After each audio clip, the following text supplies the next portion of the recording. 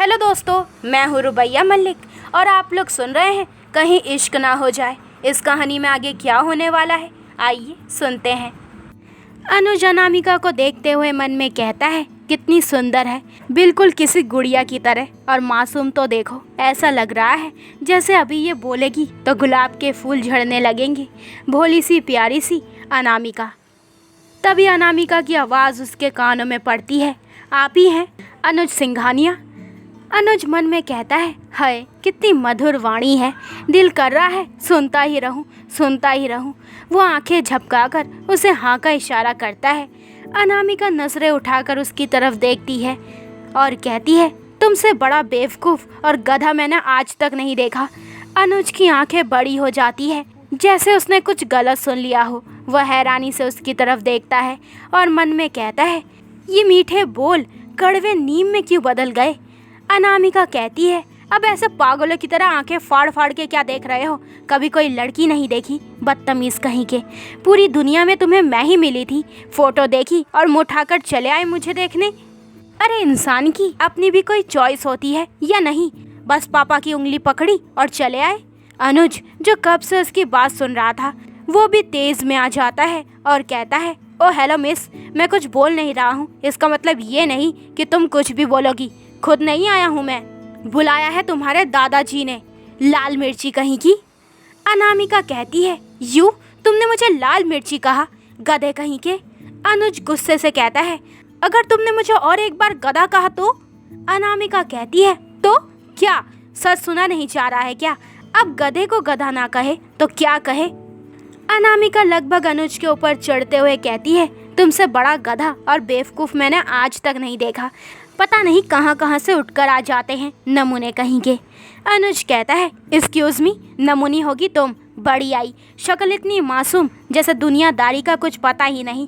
और मैं पागल मन ही मन तुम्हें भोली समझ रहा था। ऐसा लग रहा था कि ये बोलेगी तो गुलाब के फूल झड़ेंगे, और निकला क्या, तीखे कांटे। ठीक है, तुम्हें मना ही करना था तो आराम से भी कर सकती थी। मैं भी मरा नहीं जा रहा हूँ तुमसे शादी करने को। अनामिका कहती है, मेरे दादाजी पक्का मन बनाकर बैठे हैं कि मेरी शादी तुमसे ही हो, पर प्लीज़ अरेंज मैरिज नहीं करनी, मुझे लव मैरिज करनी है। और तुम्हारी बंदर जैसी शक्ल से तो मुझे कभी प्यार होगा नहीं। ये सुनकर अनुज अपना पेट पकड़कर हंसने लगता है। अनामिका उसे हैरानी से देखती है। अनुज तेज तेज सांस लेते हुए कहता है, क्या बोला तुमने? लव मैरिज करोगी? भूल जाओ, क्योंकि कोई गधा ही होगा जो तुमसे प्यार करेगा। आजीवन कुंवारी ही रहोगी तुम, और तुम जैसी लाल मिर्च को तो मेरा दूर से ही सलाम। मुझे लड़की चाहिए, अपनी दृष्टि चाची जैसी, शान सुलझी हुई, ना कि तुम्हारी जैसी बंदरिया जैसी। ये सुनते ही अनामिका भी अपना पेट पकड़कर हंसने लगती है। अनुज घूर कर उसकी तरफ देखता है।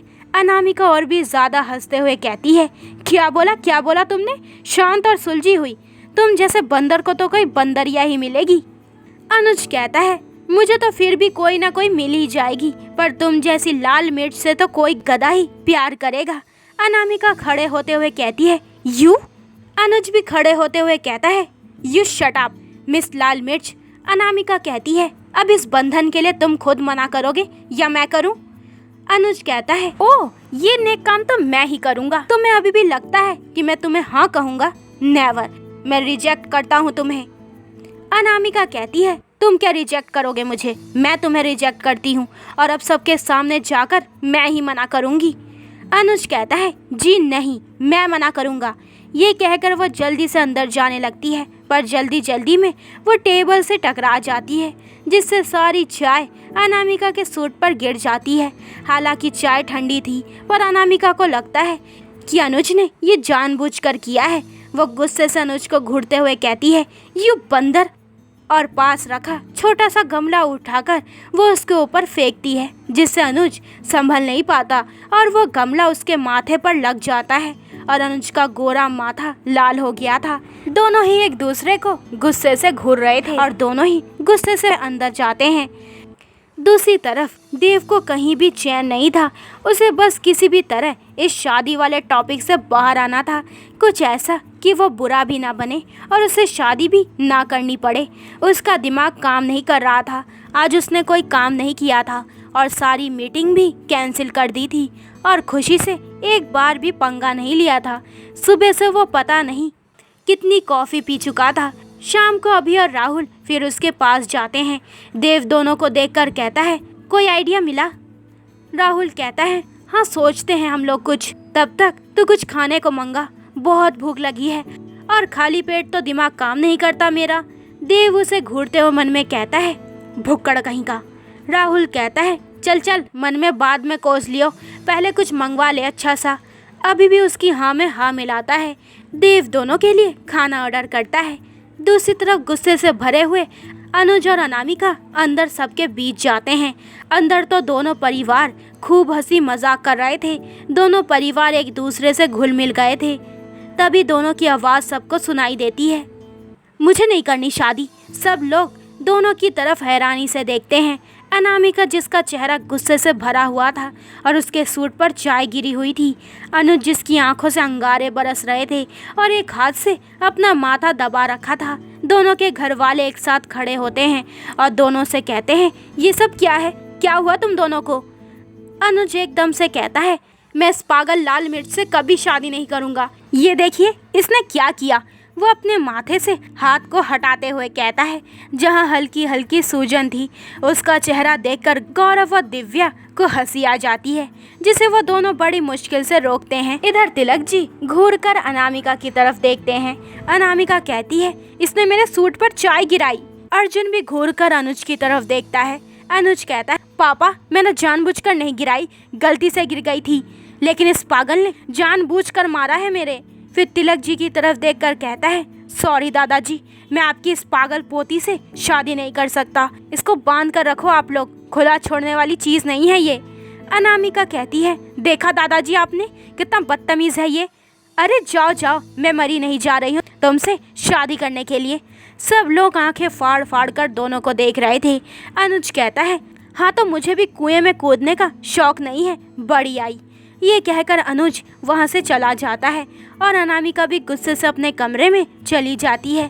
सब लोग किसी मूर्त की तरह बस खड़े होकर दोनों को देख रहे थे। इधर ऑफिस टाइम ख़त्म हो गया था, पर खुशी का काम अभी तक ख़त्म नहीं हुआ था, क्योंकि आज देव ने कोई भी काम नहीं किया था और कल उसकी इम्पॉर्टेंट मीटिंग थी, जिसका इस वक्त उसको कोई होश नहीं था। पर खुशी है ना, वो कर रही है उसके लिए देर तक काम। इधर तिलक जी बोलना शुरू करते हैं, आप सब बैठ जाइए। अपनी पोती की तरफ से मैं आप सबसे माफ़ी। पीछे से अनामिका कहती है, नो दादू, आप माफ़ी नहीं मांगेंगे। वो सबके सामने आते हुए कहती है। फिर अर्जुन के पास जाकर कहती है, दादू सॉरी नहीं बोलेंगे, गलती मेरी है तो सॉरी भी मैं ही बोलूँगी। पर सच में उसने वो चाय जानबूझकर गिराई थी। मुझे गंदगी पसंद नहीं है तो मुझे गुस्सा आ गया, और फिर जो हाथ में आया वो मैंने। Okay, I am really sorry. वो बहुत इनोसेंट सा फेस बनाकर कहती है। गौरव अनिका के कान में धीरे से कहता है, सुन, मुझे तो ये लड़की अनुज के लिए बेस्ट लग रही है। ये हमारे घर आ जाए तो मज़ा आ जाए। अनिका कहती है, हाँ मुझे भी। अर्जुन कहता है, कोई बात नहीं बच्चे, हो जाता है, गलती उसी की होगी। चलिए तिलक जी, अब हम चलते हैं। भले ही ये बंधन नहीं जुड़ पाया, पर आप सबसे मिलकर बहुत अच्छा लगा। अनामिका के पापा कहते हैं, जी ये तो संजोग की बात होती है, फिर भी गुस्ताखी के लिए क्षमा कीजिएगा। कुछ ही देर में सब लोग घर के लिए निकल जाते हैं। उनके जाते ही सब लोग अनामिका के ऊपर चढ़ते हुए कहते हैं, पागल हो गई है तू, ऐसे घर आए मेहमान के सर पर कौन मारता है? भाई सच में इस लड़की का कुछ नहीं हो सकता। इसकी इन्हीं हरकतों की वजह से हमने इसको घर से दूर रखा, पर यह आज भी नहीं बदली। बेटा लड़की हो तुम, लड़का नहीं जो किसी को भी कहीं भी पीट कर घर आ जाती हो। तिलक जी भी बिना कुछ बोले अपने कमरे में चले जाते हैं। अनामिका बस उन्हें जाते हुए देखती है। उधर ऑफिस में अभी और राहुल बस खाने में बिजी थे। देव की प्रॉब्लम की तो उन्हें पड़ी ही नहीं थी। वो बस ठूंसे जा रहे थे और देव दोनों को घूरता जा रहा था। बीच बीच में राहुल कहता है, अरे हाँ, सोच रहे हैं ना हम, घूर मत, हम खा नहीं पा रहे हैं। देव वहाँ से उठकर कैबिन से बाहर चला जाता है। लगभग सारा स्टाफ जा चुका था। देव ऐसे ही घूमते हुए खुशी के कैबिन की तरफ बढ़ जाता है। हालांकि वो बस अपनी ही सोच में गुम था। चलते चलते उसकी नज़र खुशी पे पड़ती है, जो पूरी शिद्दत से अपना काम कर रही थी। एक पल के लिए देव की नज़रें ठहर जाती है उस पर। खुशी के चेहरे पर हल्का सा मेकअप, आंखों में काजल, होठों पर लिपस्टिक, बालों को बेपरवाही से यूं ही बांध रखा था जिससे बालों की कुछ लटें चेहरे पर आ रही थी। देव नजरें नहीं हटा पा रहा था अपनी। पहली बार वो किसी लड़की को इतनी गौर से देख रहा था, पर अगले ही पल वो होश में आते हुए कहता है, ये क्या कर रहा है तू? घूर रहा है, वो भी जहरीली नागिन को। आज तो पूरी नागिन ही लग रही है, देख लेगी तो अभी डसने आ जाएगी। ये सोचता हुआ वो वापस अपने कैबिन में चला जाता है। तब तक अभी और राहुल भी पेट पूजा कर चुके थे। राहुल कहता है, अरे यार तू क्यों इतना परेशान हो रहा है? कौन सा उन्हें इतनी जल्दी लड़की मिल जाएगी? ये सुनकर देव भी मन में कहता है, हाँ यार अभी कौन सा लड़की मिल गई, मैं भी ना। चलो फाइनली वो रिलैक्स हुआ। रात होने वाली होती है, सब चले गए थे, बस देव अभी निकल रहा था। जैसे ही वो अपने कैबिन से बाहर आता है तभी खुशी भी अपने कैबिन से बाहर आती है। उसे देखकर देव कहता है, तुम अभी तक गई नहीं, बहुत लेट हो गया है। खुशी कहती है, वो कल की मीटिंग की तैयारी कर रही थी। देव कहता है, तुम कहो तो मैं छोड़ दूं? खुशी कहती है, नो सर, मेरी कैब बाहर आ गई है। दोनों नॉर्मली बात करते करते बाहर तक आते हैं और खुशी अपनी कैब में निकल जाती है और देव अपनी गाड़ी में। इधर सिंघानिया घर में अनुज अभी पूरे गुस्से से भरा हुआ था। बाकी सब भी उसके आसपास ही बैठे थे, पर उसको देखकर कुछ बोल नहीं रहे थे। अनुज का माथा और भी सूज गया था। तो दोस्तों, ये वाला एपिसोड यहीं पे ख़त्म होता है।